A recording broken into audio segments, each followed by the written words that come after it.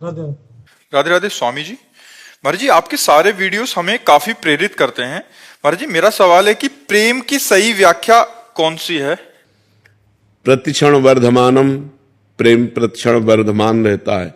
कामना रहितम, किंचन मात्र कामना नहीं रहती। सूक्ष्मतरम, वो बुद्धि के द्वारा समझा नहीं जा सकता। अत्यंत सूक्ष्म अनुभव स्वरूपम, वो स्वयं से अनुभव किया जा सकता है। तो जब हम भगवान का नाम जप करते हैं और पाप आचरणों का त्याग करते हैं और भगवान की लीला कथा सुनते हैं, भगवान के संतों से अनुराग करते हैं, तो हमारे हृदय में भगवान का प्रेम जागृत होता है। कोई भी द्वंद्व उसको प्रभावित नहीं कर सकता जिसके हृदय में प्रेम जागृत हो जाता है। जैसे मान अपमान, लाभ हानि, सुख दुख, वो निर्मोह होता है। उसके अंदर कभी मोह नहीं जागृत हो सकता, क्योंकि भगवत प्रेमी है। सबकी ममता ताग बटोरी, मम पद मनहि बांध बर डोरी। वो कहीं ममता नहीं करता, कहीं मोह नहीं करता।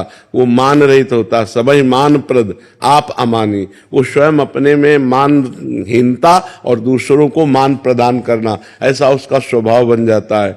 और वो संगजित होता है, किसी का भी प्रभाव उसके ऊपर नहीं पड़ेगा। कामिनी, नाना प्रकार की संपत्ति, नाना प्रकार की प्रशंसा, मान प्रतिष्ठा, इसका कोई भी नहीं। जित संग दोषा होता है, उसके अंदर किसी भी दोष का प्रभाव नहीं जागृत हो सकता। जैसे भुने हुए चने को कितना भी आप खाद पानी लगा के बो दो, कभी जगेगा नहीं। ऐसे वो जिसके हृदय में प्रेम जागृत हो जाता है, वो विनिवृत्त कामा, समस्त कामनाएं उसकी शांत हो जाती हैं। कभी उसमें काम आदि दोष स्फुरित नहीं हो सकते। कोई भी द्वंद्व उसको प्रभावित नहीं कर सकता। सुख दुख में समान भाव रखता है। ऐसा महान सहनशील जो प्रेमी जन है, वही भगवान को अपने अधीन कर लेता है। तो प्रेम है सूक्ष्मतरम, अनुभव स्वरूपम, प्रतिक्षण वर्धमानम और कामना रहितम। कोई भी कामना नहीं रहती जिसके हृदय में, उसके हृदय में प्रेम जागृत होता है। समझ पा रहे हो? ममता, स्नेह, कामना, आसक्ति, राग, इन सब का संसार से नाश हो जाता है। एकमात्र भगवान में ममता, एकमात्र स्नेह भगवान में, एकमात्र आसक्ति भगवान में, एकमात्र चाहत भगवान की, ये प्रेम का स्वरूप है। सोमानंद जी, दंडवत शेरवंश महाराज जी।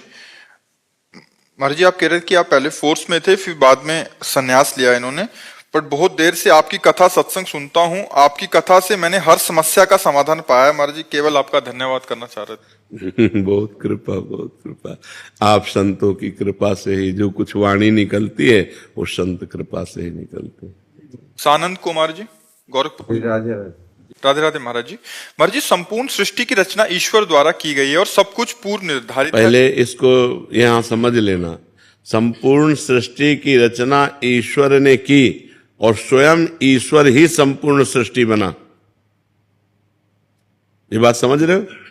संपूर्ण सृष्टि की रचना करने वाला भी वही, और जो रचना की गई वो भी वही बना हुआ है, दूसरा कोई नहीं है।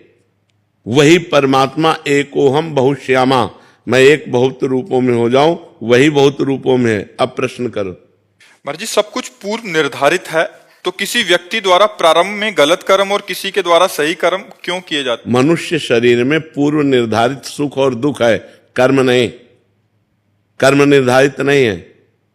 जो हमने पूर्व में पाप कर्म किए और जो पूर्व में पुण्य कर्म किए, उसके मिश्रण से हमारे शरीर की रचना हुई। तो हमको कभी पाप का फल दुख मिलेगा, कभी पुण्य का फल सुख मिलेगा। लेकिन नवीन जो कर्म हो रहे हैं, वो पूर्व प्रारब्ध से नहीं हो रहे, वो हमारी बुद्धि की मलिनता से हो रहे हैं, हमारे मन की चंचलता से हो रहे हैं। इनको पुनः आगे चलकर भोगना पड़ेगा। समझ पा रहे हो?